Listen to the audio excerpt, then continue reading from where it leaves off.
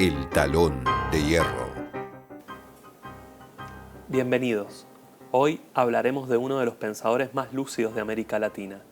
Un hombre que se propuso repensar las lógicas sacrificiales del capitalismo y proponer la utopía desde los oprimidos. Y para ello tenemos una invitada de lujo. Con nosotros, la doctora en filosofía, Estela Fernández Nadal. Bienvenida, Estela. ¿Cómo estás? Muy bien, muchas gracias por la invitación. Bueno, ¿podrías contarnos cómo fue que conociste a Franz Hinkelamer? ¿Cómo llegó a vos su pensamiento? ¿Cómo se cruzaron tus vidas con él?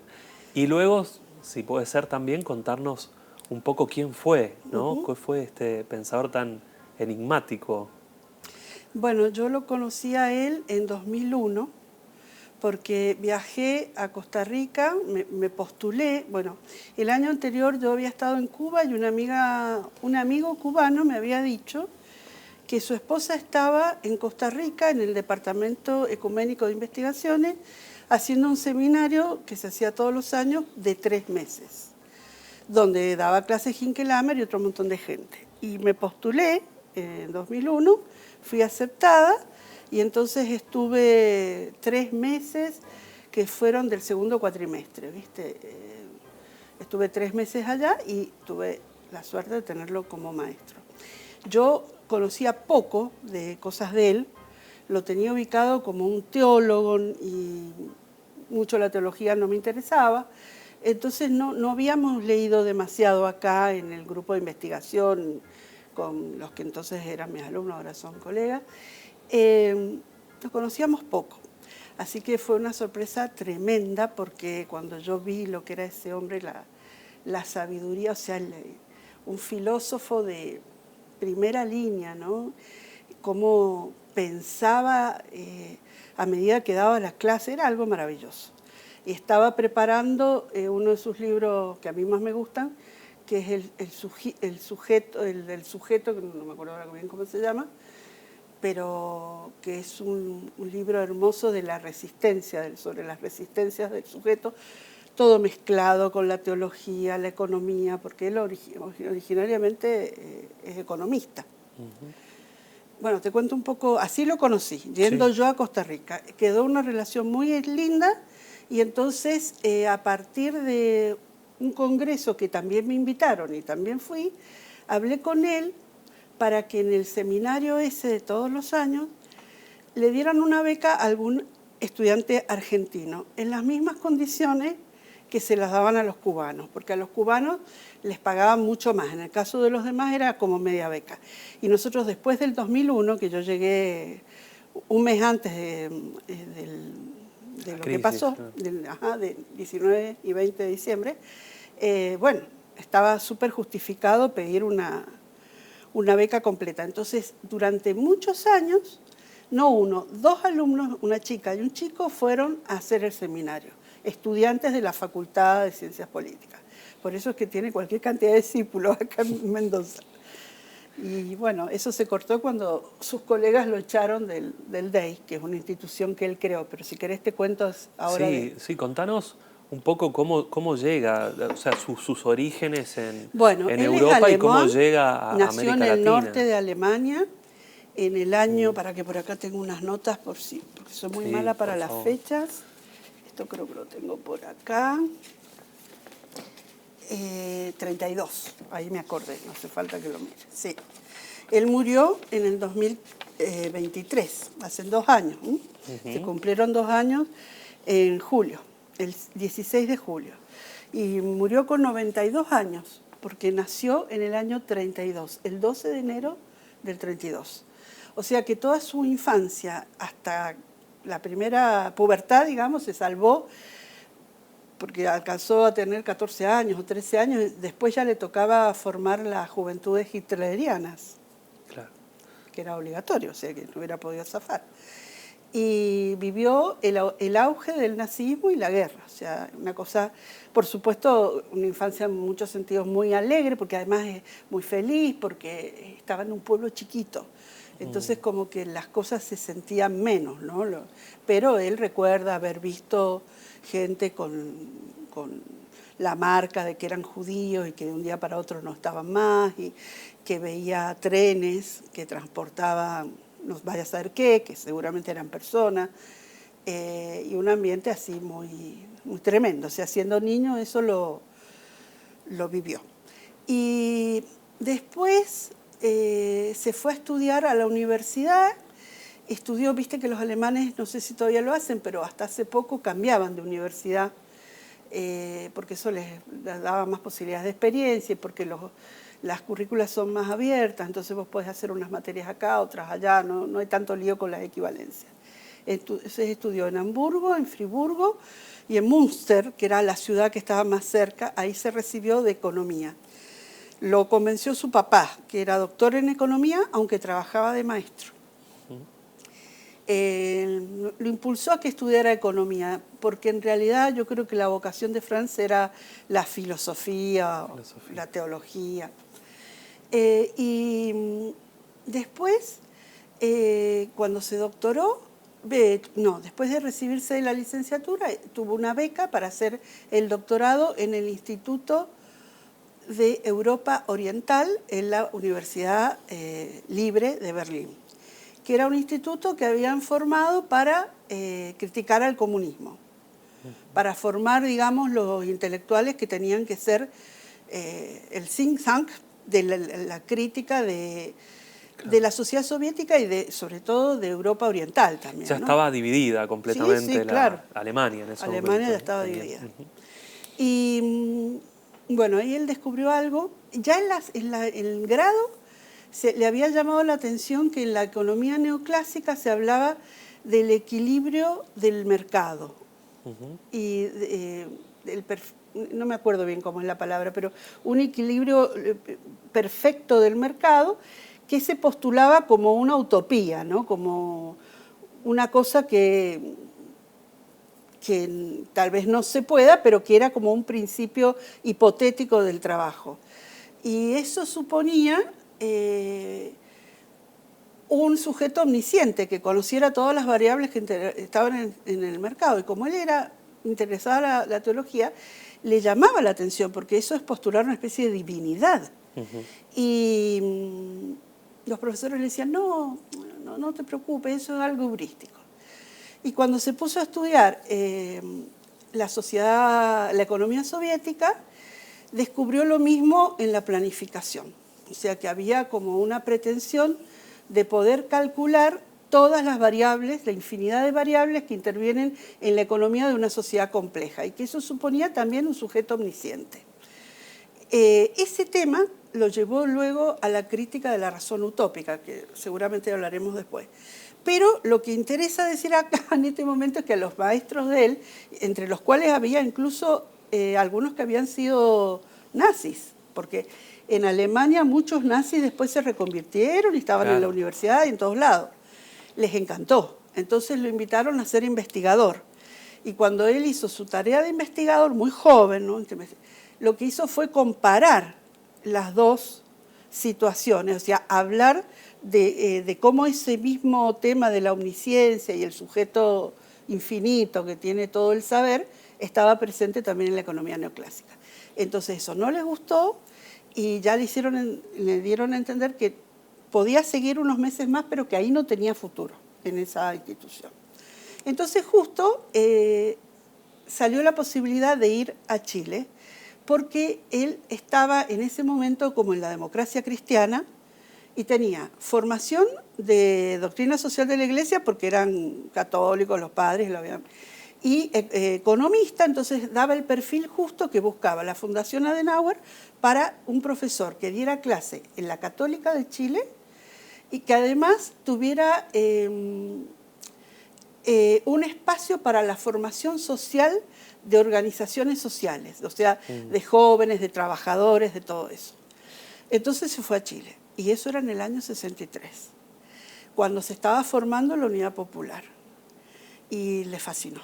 Trabajó en la Universidad Católica de Chile, trabajó en el CEREN, que es una institución que creó con otros colegas, donde se trataban, sobre todo se discutía la teoría de la dependencia y todo eso.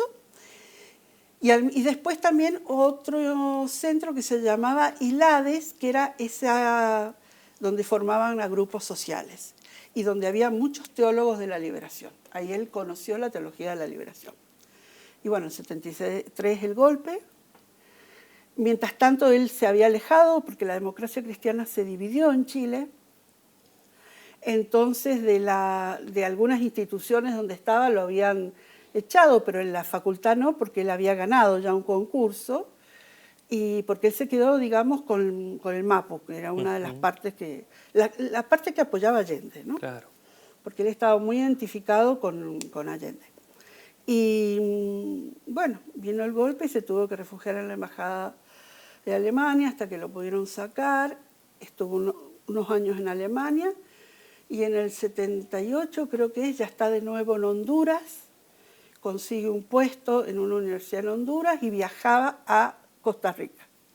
Ahí crea el Departamento Ecuménico de Investigaciones con otros colegas que venían de Chile y de otros lados, orientado bien hacia la teología, ¿no? Pero también la cuestión social. Y finalmente se termina radicando en Costa Rica porque estaba la cuestión, habían asumido en Nicaragua los sandinistas. Y Honduras era imposible vivir porque se había convertido en el centro organizativo de la contra. Entonces había muchísima represión, muchísima persecución, entonces se fueron a Costa Rica con su esposa conocida, la conoció en Honduras, o sea, ella es hondureña. Y bueno, y ahí trabajó en el DEI hasta que lo echaron y después siguió trabajando con sus discípulos, más vinculado a otra cosa que se llama Grupo de Pensamiento Crítico, que todavía existe, que está vinculada a una de las universidades de Costa Rica, que es la de Heredia. Bien, me gustaría consultarte ahora ya más su visión antropológica del ser humano, todo lo que tiene que ver con esta faceta de su pensamiento, pero quería hacer un paréntesis, si se puede, porque no deja de ser llamativo en lo que contás, que a él justamente lo becan, lo promueven desde la economía neoclásica, la derecha alemana, para investigar y discutir contra el socialismo. Le salió mal. Pero él ahí hace un descubrimiento, ¿no? Que es, él descubre, cuando se pone a estudiar a Marx, hace un descubrimiento que cambia sus ideas, por lo menos en relación a lo que era la economía de Marx. Supuesto. ¿Te gustaría contar un poquito esa faceta, digamos, qué es lo que, más allá de lo biográfico, desde el punto de vista de su pensamiento, qué fue para él, qué es lo que encontró él en Marx que le llamó la atención? Bueno, él, primero te tengo que aclarar que a Marx no lo estudió en la universidad, porque no lo daban. Daban pura economía neoclásica, como creo que siguen haciendo, aunque ahora tal vez den también economía neoliberal, no sé. Pero a Marx se lo estudió y le fascinó porque toda la economía neoclásica y la neoliberal ahora, ¿no es cierto?, se basan en la sacralización de una institución que es el mercado, ¿no? Que es un poco lo que él veía cuando se recurre a la idea de un sujeto omnisciente, ¿no? En el mercado sabemos que desde Smith hay una mano invisible que hace que mediante la competencia se produzca el interés general, gracias a esa mano invisible. Entonces, esa sacralización de una institución, él la percibe, que la crítica de Marx lo que hace es sacar de ese lugar oprimido al sujeto por el mercado y ponerlo en el centro. Y eso él es lo que hace él en su economía, porque su economía se basa, contrariamente a esta idea de sacrificialidad del sujeto frente al mercado al que se tiene que entregar, es la idea de un sujeto vivo, y vivo en el sentido de que es un sujeto corporal.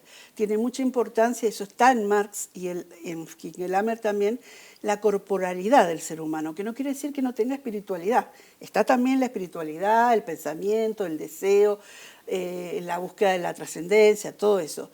Pero el ser humano es corporal, y esa corporalidad significa que es un ser necesitado y condicionado a que se satisfagan sus necesidades, porque si no, muere. Y esa necesidad lleva a la idea de que necesitamos, cada uno de nosotros necesitamos de los otros seres humanos y de la naturaleza. Entonces el ser humano está integrado a la sociedad y a la naturaleza, y ese es el verdadero sujeto, es una intersubjetividad corporal, que entre sociedad y naturaleza forman lo que él llama el circuito, a ver cómo es que es, el circuito natural de la vida, ¿no? Donde están los productores relacionados entre sí, integrados a la división social del trabajo, y la sociedad integrada a la naturaleza de la cual dependemos. Esto es una idea que él la toma de Marx, porque eso sale en los manuscritos de 1844, cuando Marx habla del ser genérico, de la genericidad, de que somos un género, ¿no? Y que eso significa que somos sociales y naturales. Bueno, de ahí viene eso. Y eso él le da muchísima importancia al punto de que considera que asesinar al otro o dejarlo morir, que es lo mismo, es un suicidio. Entonces de ahí sale una consigna muy importante en su pensamiento, que es asesinato es suicidio.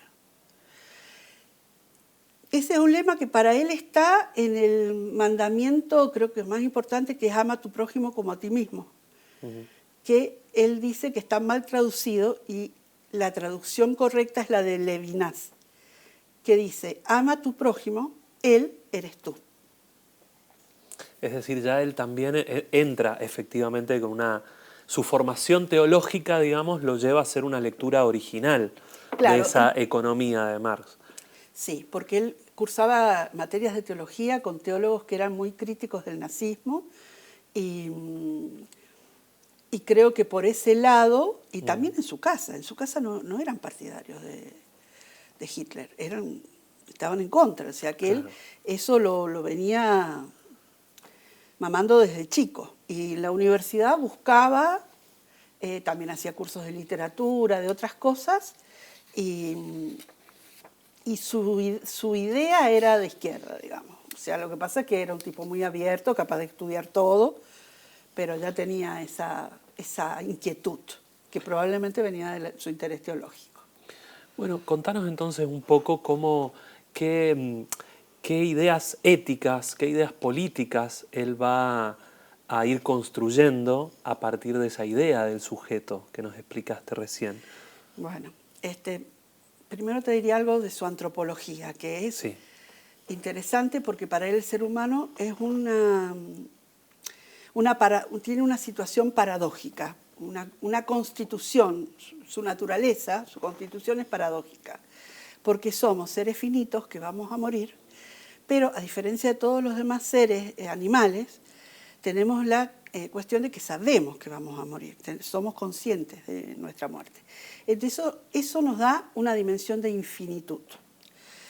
Y entonces somos como una infinitud atravesada por la finitud. Y la finitud se hace presente en que cualquier experiencia nuestra es fragmentaria y es parcial.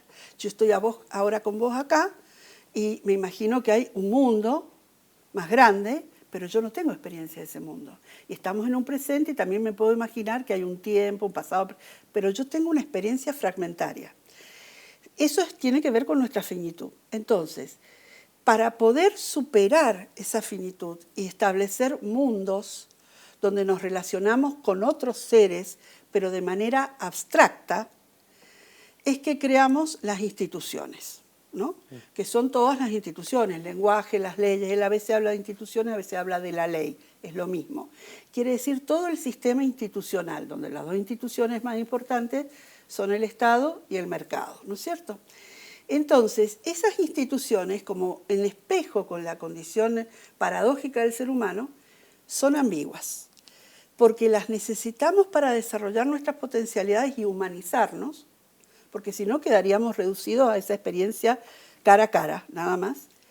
Y por otro lado son peligrosas, porque una vez que las creamos se separan de nosotros y entran en una lógica propia, se vuelven contra sus productores, les exigen renuncias, les exigen sacrificios, se vuelven sujetos contra el ser humano se vuelven fetiches. Eso es el fetichismo de Marx, que lo hace extensivo a todo el sistema institucional, aunque siempre el mercado, ¿no es cierto?, en una sociedad capitalista es el principal.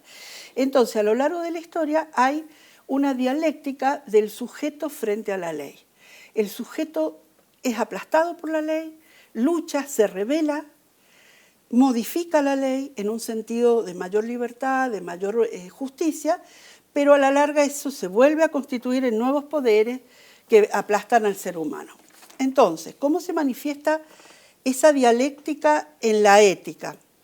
Se manifiesta de una manera bastante interesante, porque nosotros tenemos para él una ética del bien común que se basa en la racionalidad reproductiva, que es la idea de que el criterio que debe definir la sociedad, el criterio último, es la reproducción de la vida de todos y todas, incluida la naturaleza.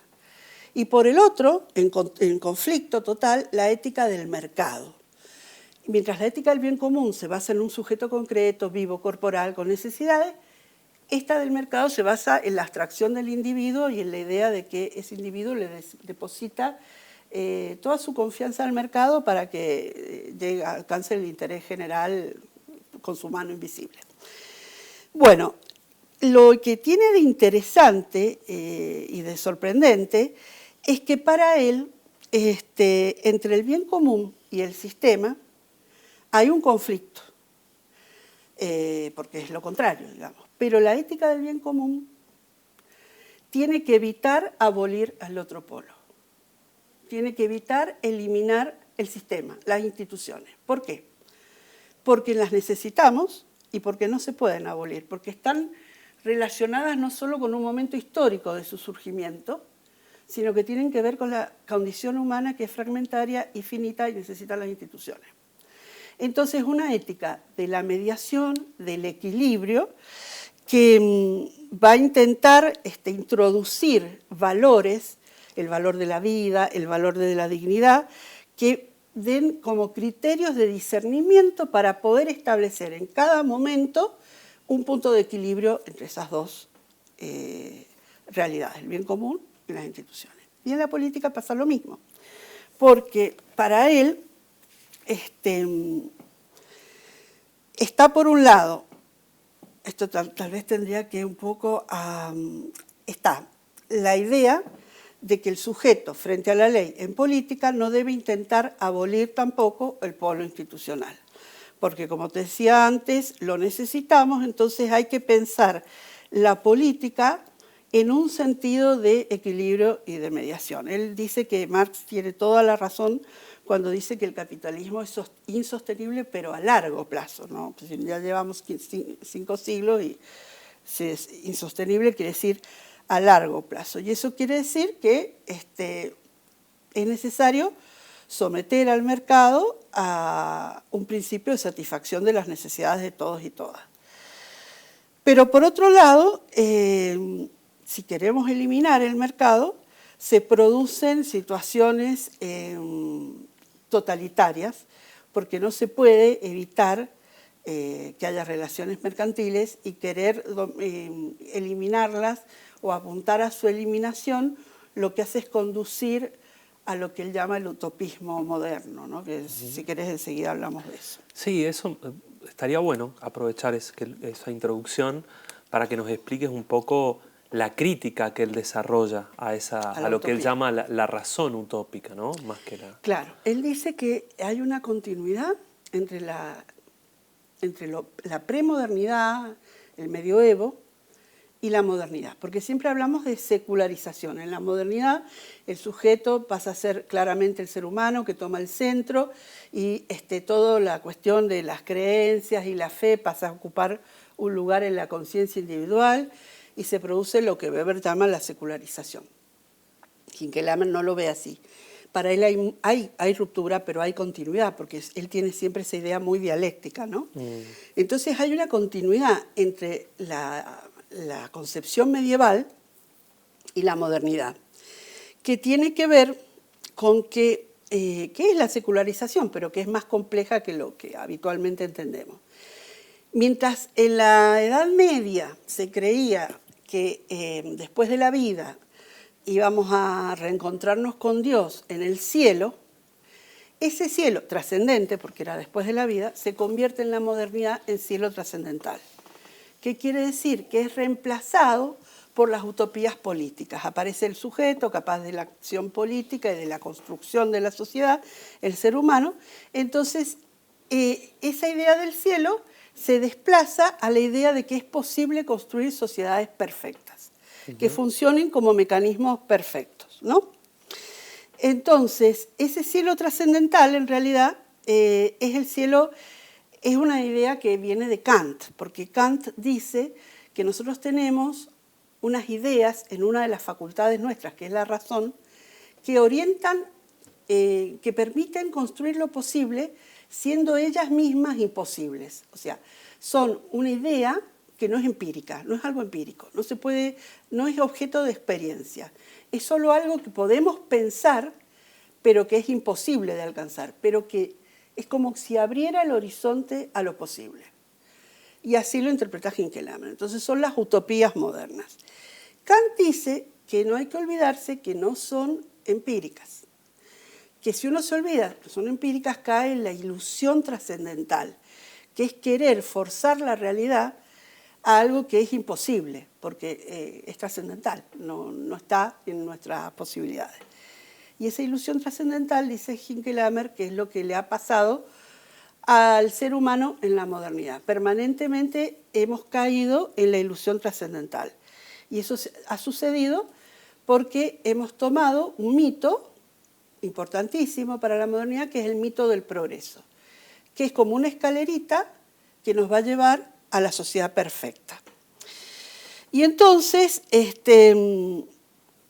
la idea absurda de que podemos alcanzar el infinito mediante muchos pasos finitos, que nos podemos ir aproximando a una realidad perfecta que no es posible para nosotros, no está dentro de nuestras posibilidades. ¿Y qué pasa? Bueno, que al intentar hacer eso, nos estamos guiando por la razón instrumental, ¿no? Que es la razón que elige los medios más eficaces para fines particulares. Y esta razón instrumental solamente tiene en cuenta lo que se llama acción directa, que es un sujeto que tiene una meta finita, salir del parque por una calle más conveniente, y que elige los instrumentos más adecuados para lograr ese fin particular. Es un fin particular, no es el fin de la plenitud de la vida, no, son fines particulares. Entonces, la razón instrumental solo tiene en cuenta el sujeto, la meta y el instrumento que lo va a llevar a alcanzarlo. Y no tiene en cuenta todo el entorno social y natural en que esa acción se inscribe. Pero esa acción se inscribe en un entorno y produce efectos destructivos indirectos o no intencionales, que con el tiempo se van acumulando. Y que cuando llegamos a una sociedad como la nuestra, que tiene un desarrollo tecnológico tan grande, los efectos indirectos, esos se convierten ya en crisis globales, que son, para él, tres.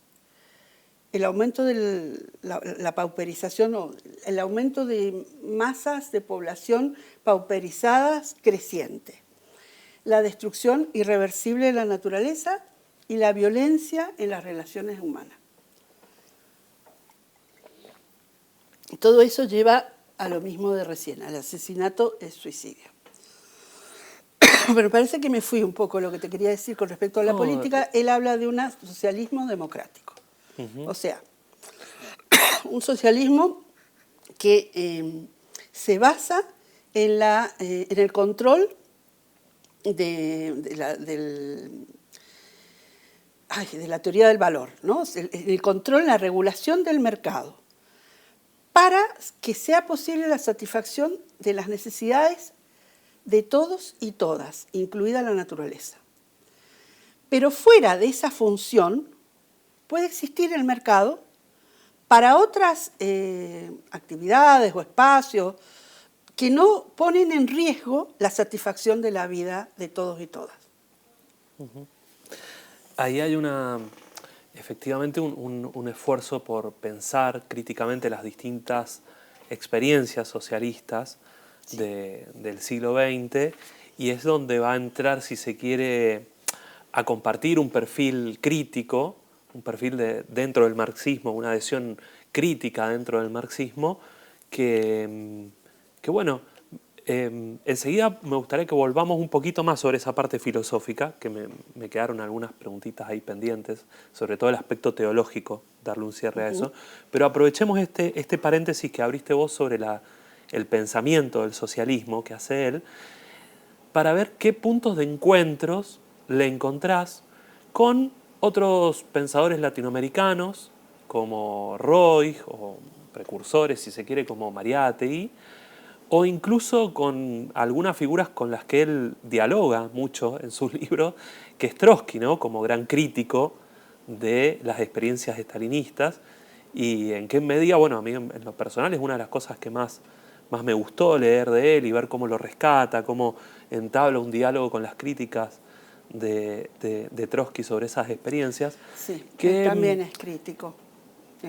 me gustaría ver eso, Yo creo traces algunos que la puntos. crítica de la razón utópica, cuando él la empieza a hacer, después del golpe y del triunfo del neoliberalismo, porque para él el golpe en Chile fue el inicio del neoliberalismo, ¿no? Que empezó por acá, por Chile, por la América Latina.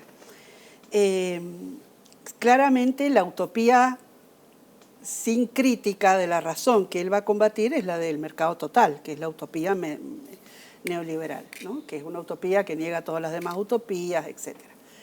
Pero cuando él está en Chile, yo estoy segura que la crítica de la razón la estaba pensando para llamar la atención sobre la necesidad de no plantear metas imposibles y forzar a las sociedades a alcanzarlas. O sea, por un lado, me parece que la crítica tiene que ver con la crítica a la razón utópica. O sea, el socialismo que existió, realmente existente, está dentro, para Hinckelhammer, de la misma matriz que el capitalismo. Son dos expresiones de la modernidad y por lo tanto son expresiones de la razón instrumental.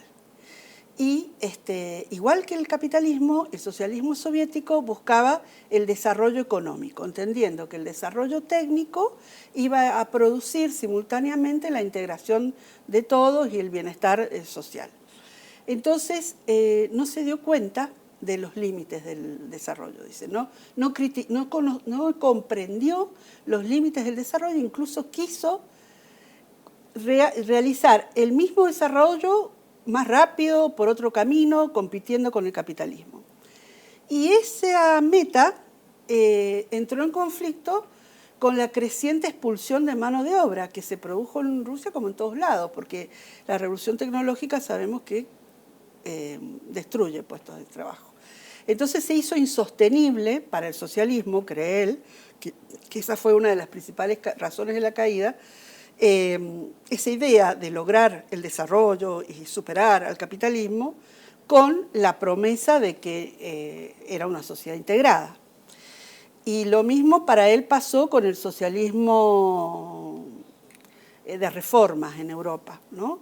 Que también después de los años 60 deja de lograr la integración. Lo mismo pasó con el desarrollismo nuestro, que terminó en la deuda externa.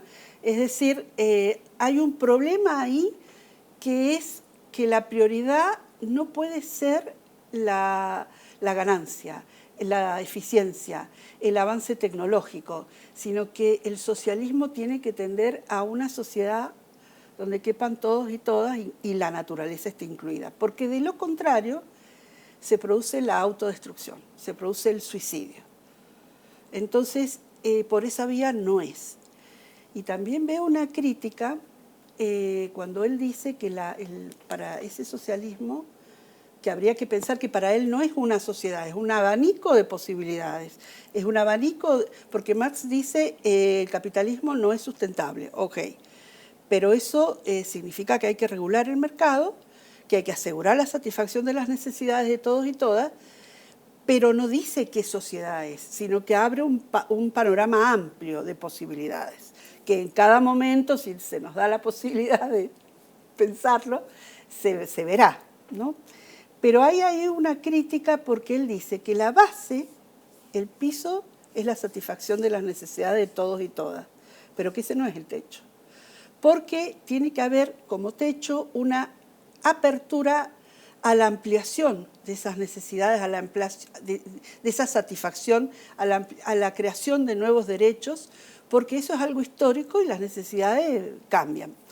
Y que para eso, para ese techo de amplitud, de tendencia a incorporar nuevos derechos, a reformar las instituciones en un sentido de más libertad, de más justicia, está la acción política. Ahora, la acción política para eso crea determinadas instituciones y en las instituciones siempre juega un papel la mediación, es decir, siempre va a haber un grupo humano que es el que gobierna.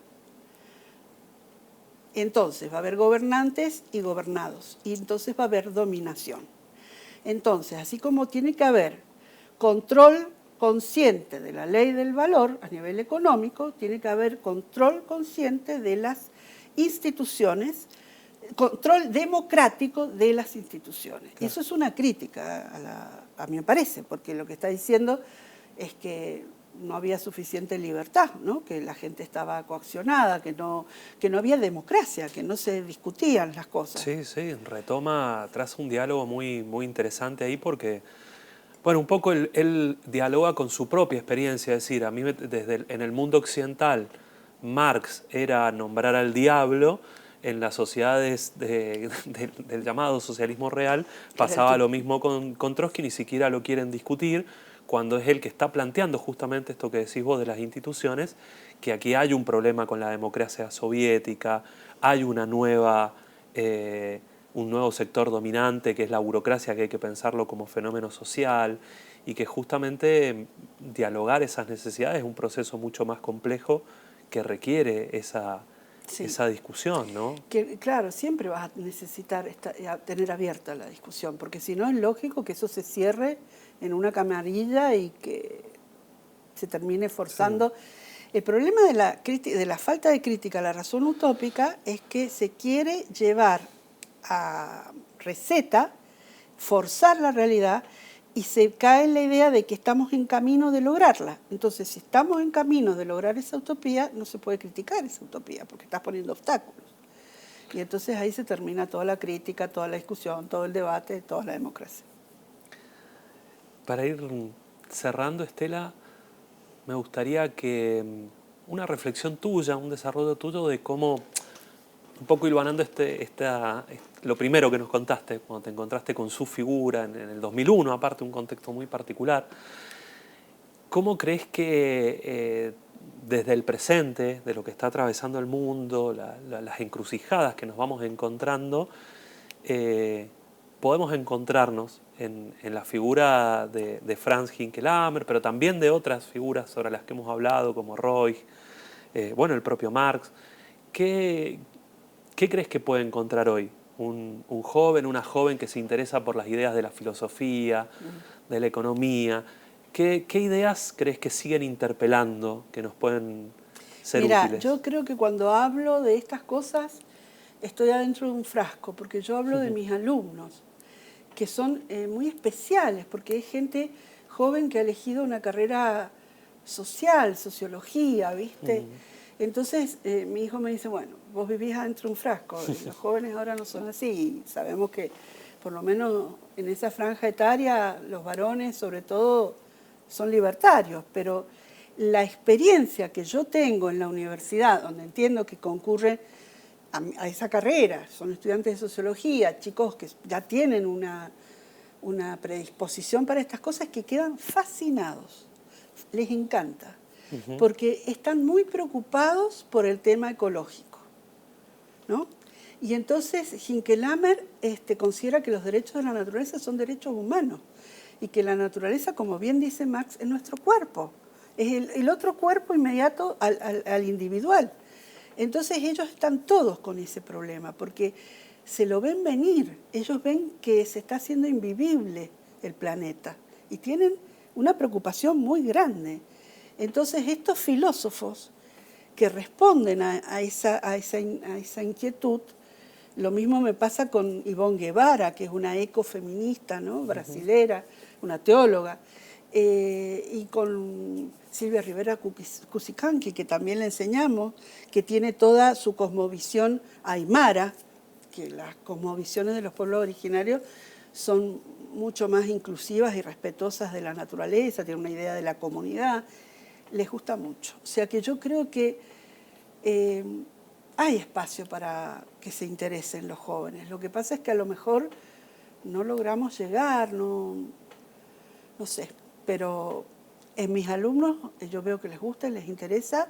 Muchos preparan el tema como tema final, me piden bibliografía, están ávidos de todo eso.